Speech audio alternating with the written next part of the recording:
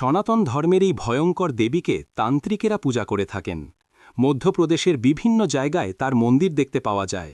তবে বিবাহিত মহিলাদের প্রায়শই পরামর্শ দেওয়া হয় যেন সরাসরি তার প্রতিচ্ছবি এড়িয়ে চলেন। তিনি হলেন দেবী ধূমাবতী।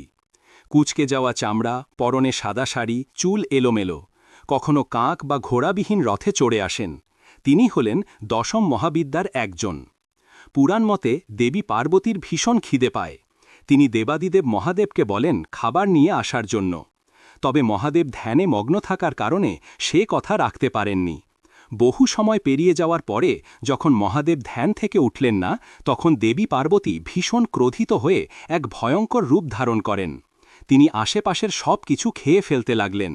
শেষমেশ মহাদেবকে জীবন্ত গিলে ফেলেন তিনি। তবে মহাদেবের শরীরে থাকা বিষের জ্বালায় তার শরীর পুড়ে কুঁচকে যায়।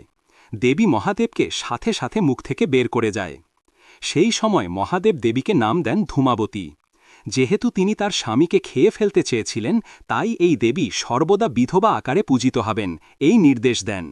দেবী ধূমাবতী কষ্ট এবং ক্ষতির প্রতীক। দুর্ভাগ্যের সাথে তার অশুভ সম্পর্ক থাকা সত্ত্বেও তার পূজা আধ্যাত্মিক ভক্তি, জ্ঞান এবং দুঃখ থেকে মুক্তি নিয়ে আসে বলে বিশ্বাস করা হয়।